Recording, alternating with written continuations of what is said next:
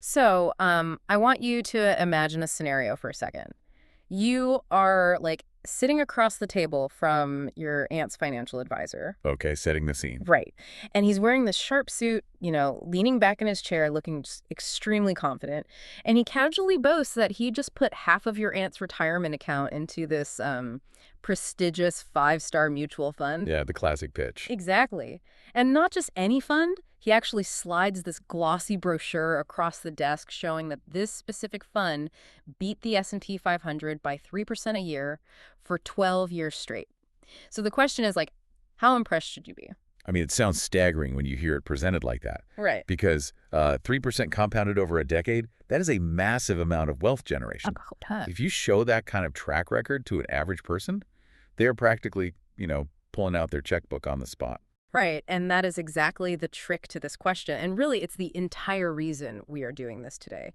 Because the answer to, how impressed you should be, it depends entirely on one single concept. Which is? How many mutual funds out there could have achieved that exact same 12-year track record purely by flipping coins? Yeah, that's the real kicker. Because if you put 10,000 people in a football stadium and just have them all flip coins once a year for a decade, somebody in that stadium is going to flip heads 12 times in a row. Right. Just by pure mathematical chance. Exactly. And they're going to look like a genius. They might even, get a big deal out of it.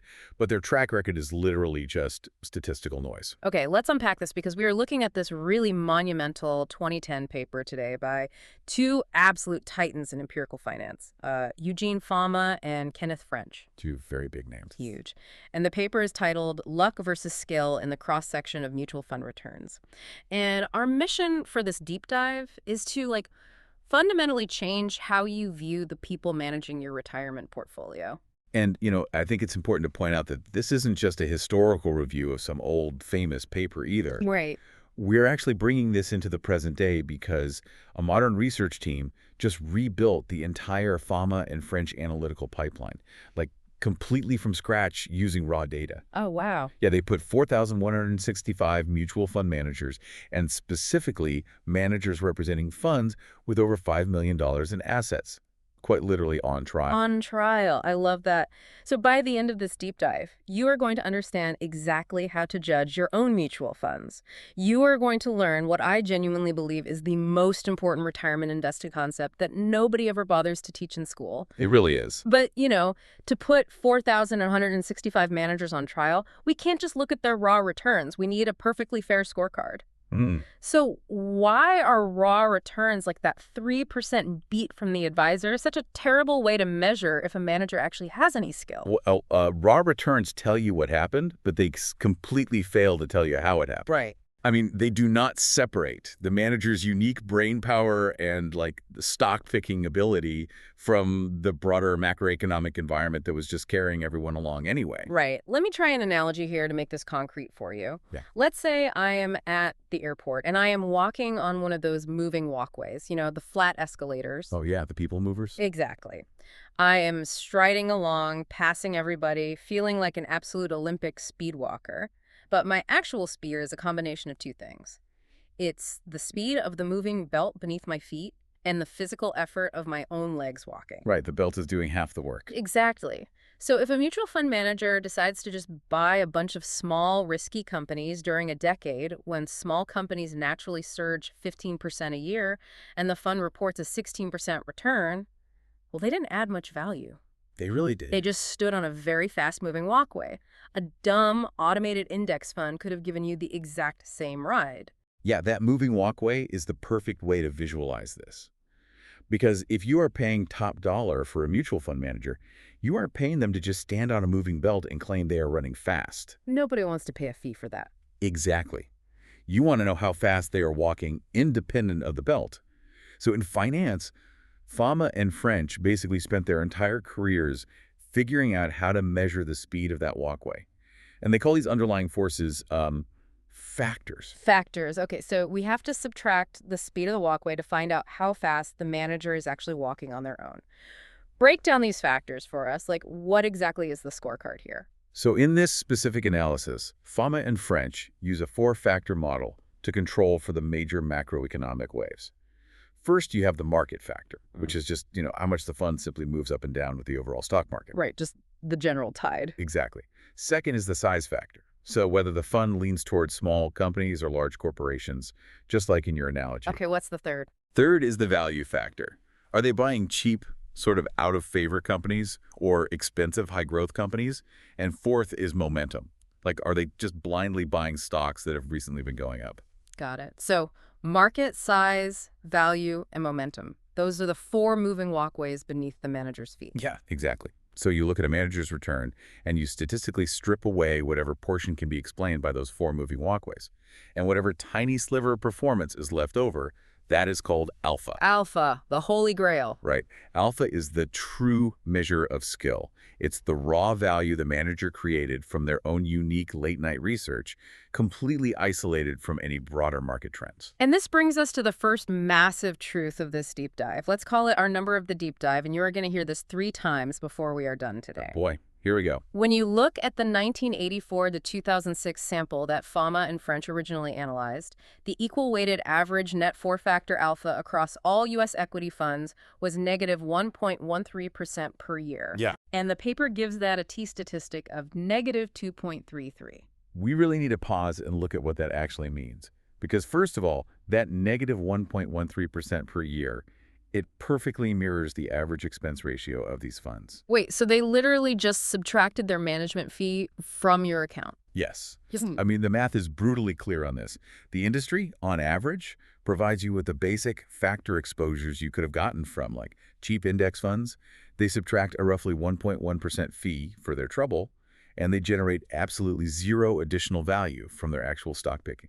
That is just wild. And break down that t-statistic of negative 2.33 for us non-statisticians. Why does that specific number matter? Right, so in statistics, a t-statistic measures how likely it is that a result happened just by random chance. Think of a bell curve. Okay. Most random noise sits right in the middle, around 0. But once you move past a t-statistic of 2, or in this case, negative 2, you are leaving the realm of flukes. So it's not just a bad string of luck. Exactly. A t-stat of negative 2.33 means this negative return is a hard, cold, mathematically significant fact. The industry isn't just having a bad year, they are systematically losing. Now, to be perfectly fair, and, to provide all the context here, I know big mega funds operate a little differently. They do, yeah. If we look at the dollar-weighted average, which means we are evaluating the representative dollar invested in active U.S. equity, so giving much more weight to the giant billion-dollar funds, the alpha was negative 0.67% per year. And that had a t-stat of negative 1.67. Right, because the big funds have massive economies of scale. They charge slightly lower fees, so the drag isn't quite as terrible. Yeah, slightly better, but the average is still deeply negative. I mean, no matter how you slice it, the average investor is losing money to fees without getting any actual skill in return. But wait, if the math is this definitive, how is the active mutual fund industry even still alive? Like, there has to be a flaw in the reasoning. You think so? If you are listening to this, you are probably looking at your own portfolio right now and thinking, well, sure, the average fund loses, but I don't invest in the average fund. My advisor picked a superstar. Oh, of course. Everyone thinks they had the superstar. Right. What about the Peter Lynches of the world, the managers who just consistently crush the market? Because when you look at the Fama and French data, the top 1% of funds have alpha t-stats around 2.3. That means they have highly significant positive returns. Doesn't that prove genuine, incredible skill exists at the top? See, you are touching on the exact defense the mutual fund industry uses. A t-stat of 2.3 looks like undeniable proof of a superstar. But Fama and French approached this by asking a really devastating counter question. Which was? What if absolutely nobody has skill? What if every single one of those 4,165 highly paid managers is literally just sitting at their desk flipping a coin? Back to the coin flippers. Exactly. Because even in a world of pure coin flippers, someone is going to flip heads 10 times in a row and achieve a t-stat of 2.3. So Fama and French realized they couldn't just look at the winners. They had to figure out what a universe of pure luck actually looks like mathematically. And they did this using this incredibly clever technique called the bootstrap method. I really want to dig into how this works because it's just brilliant. What's fascinating here is It is basically a massive, elegant simulation. They took every single fund's actual historical track record. Okay. And they kept the funds exactly as they were in terms of the risks they took, so their specific exposure to the market, the size of the companies, the value, the momentum. The entire roller coaster ride of the fund's volatility remained identical. But then Fama and French literally subtracted the manager's alpha. Let me make sure I have this right. So if a manager historically beat their customized benchmark by 2% a year, Fama and French went into the spreadsheet and artificially subtracted that 2% right out of their track record. That's it. They mathematically erased the manager's winning edge. So by construction, every single fund in this simulation now had a true underlying skill level of exactly 0. Wow. Then the researchers simulated 10,000 alternate universes. They did this by randomly drawing months of factor returns from the historical data. So imagine pulling January 1999 out of a hat, followed by March 2004, followed by August 1987. Just totally scrambling the timeline. Right. They mixed up the sequence 10,000 times to see how these newly zero-skill funds would have performed purely by chance. I really want you to grasp the weight of this concept because in these 10,000 alternate universes, every single mutual fund manager has been entirely stripped of their brilliant insights, their Ivy League degrees, their late-night research. All gone. They have been mathematically reduced to pure coin flippers experiencing random market collisions. And this creates a rock-solid baseline. We finally know exactly what a population of 4,165 lucky idiots looks like across thousands of lifetimes. It really is the ultimate scientific control group. So now that we have this baseline of pure blind luck, what happens when we compare the actual universe of mutual fund managers, the real people charging you real fees, to the simulated universes of coin flippers? Well, this comparison produces the chart that basically changed modern finance. Let's paint a picture. Picture a graph in your mind. On this graph, you have two bell curves. One curve represents the 10,000 alternate universes of pure luck, and that's centered right around 0. Right. The other curve represents the actual real-world mutual fund manager's net alpha and the verdict. The curve for the actual managers is shifted entirely to the left of the luck distribution. Entirely to the left. Not just the average. The entire shape of the real-world distribution is literally worse than a room full of coin flippers. Let's put some hard numbers to that visual, because the tails of this distribution, like the absolute worst performers, that is where the story gets incredibly dark. Let's look at the first percentile of funds. If you have a universe of zero-skill managers experiencing purely bad luck, the simulation predicts the first percentile should have a t-stat of negative 2.53. Okay, so that is how bad luck gets when you are just flipping coins. Exactly. But in reality, the actual first percentile of real managers sits at negative 3.99. A t-stat of negative 3.99, like getting struck by lightning while holding a winning lottery ticket, it just does not happen by random chance. No, it requires active, systematic value destruction. I mean, to put that in perspective, out of the 10,000 alternate luck universes Fama and French simulated, only 0.03% of them produced a first percentile as terrible as our real data. That's insane. The real managers aren't just unlucky. They are bleeding money at a rate that random chance cannot possibly explain. And this brings us to the number of the deep dive, 2 of 3, negative 1.13% per year. When you look at the track record of an active manager, remember that net of fees, the entire population of funds performs systematically worse than blind luck. The fees act like this heavy gravitational pull, just dragging the entire real-world curve backward into the negative. Yeah, the fees are doing all the heavy lifting in the wrong direction. But, okay, if I am looking at this data, I am completely baffled. Because if the math is this definitive and the chart is this glaringly clear, how is it possible that you constantly see other academic studies or, glossy marketing brochures claiming that active managers have persistent skill? Are they just lying? Or is the data so fragile that anyone can manipulate it? The data is incredibly fragile. I mean, there are two major statistical traps in mutual fund research. And if a researcher falls into either of them, whether intentionally or accidentally, they will falsely prove that managers have skill. Okay, what's trap number 1? Trap number 1 is survivorship bias. It is the severe danger of ignoring dead funds. So this is like evaluating an army's brilliant military strategy, but you only conduct your interviews with the veterans who survived the war and came home. That analogy hits the nail on the head, because in the mutual fund industry, terrible funds don't just sit around looking terrible forever. If a fund underperforms for 3 years, it bleeds assets. Sure, people pull their money out. Right. The management company gets embarrassed. So they quietly liquidate the fund, Or they fire the manager, rebrand the portfolio, and just fold it into one of their successful funds. The bad track record simply vanishes from the active database. So it's basically a massive industry graveyard. Exactly. So if a researcher only looks at the funds that are alive today to run their study. They have erased all the worst performers from history. Exactly. If you run the Fama and French analysis, but you only look at currently alive funds, you artificially shift that alpha curve to the right by over a full percentage point. Suddenly the managers look pretty good. But it is a complete illusion created by deleting the losers. That is wild. Okay, what is the second trap? Narrow classification. Mm-hmm. So Fama and French strictly limited their data to 13 specific Lipper categories of diversified U.S. equity. They totally excluded sector funds, international funds, and importantly, index funds. But wait, why does throwing them all into the same bucket ruin the data? I mean, in data science, having more data points is usually a good thing, right? Only if the mathematical model is actually built to handle it. Remember the four-factor model: market, size, value, momentum. Right. That model is exclusively designed to explain the macroeconomic waves of diversified U.S. stocks. Imagine you throw a narrow sector fund in there. Say, a fund that is 95% invested in experimental biotech companies. Okay. The four-factor model breaks down completely because biotech stocks don't care if they're categorized as value or growth. They care about FDA drug trial approvals. If a drug gets approved, the stock rockets up 300%. Oh, I see. Yeah, the four-factor model looks at that 300% gain, gets completely confused because it can't explain it using the moving walkways, and it mislabels that massive gain as manager skill or alpha. So it creates a massive smokescreen of statistical noise. Exactly.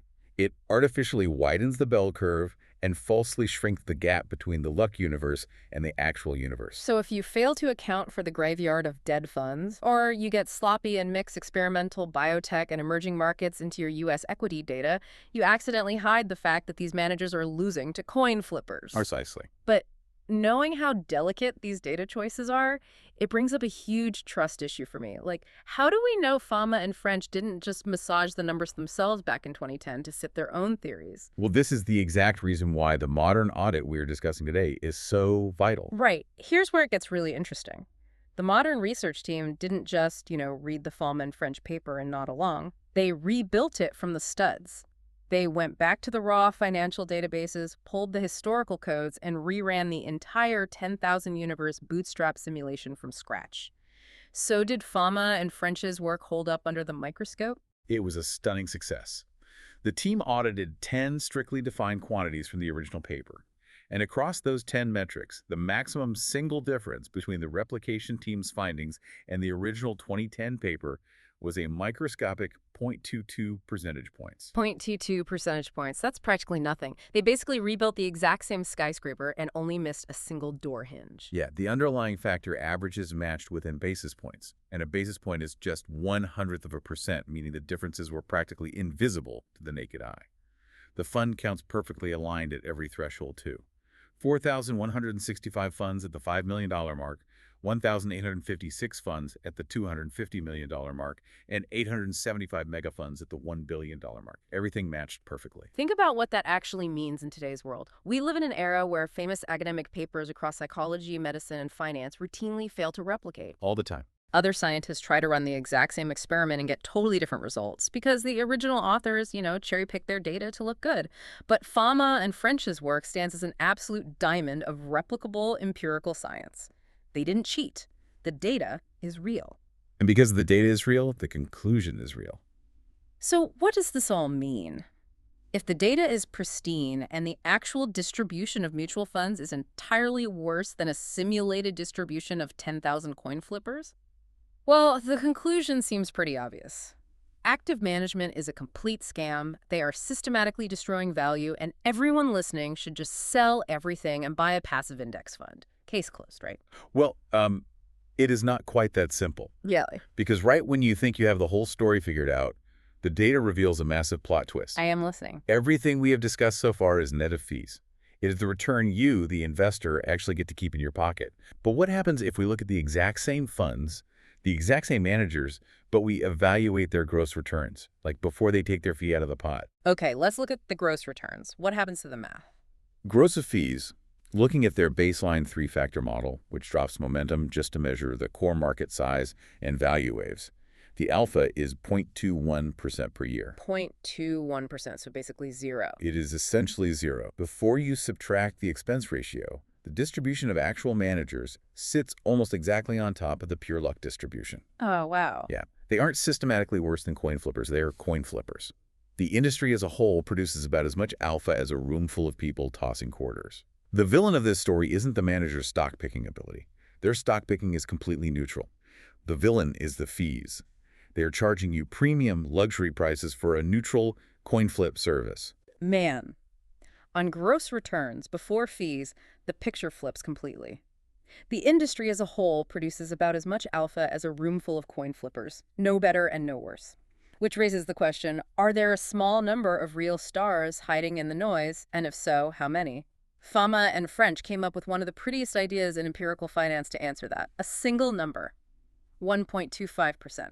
I will tell you what it means next episode. And then we take everything we know and we feed it 15 years of new data. Fees have fallen by about 30% on the dollar-weighted measure since 2006. Passive investing in ETFs exploded. Should active management look better now? It looks worse, statistically, significantly worse.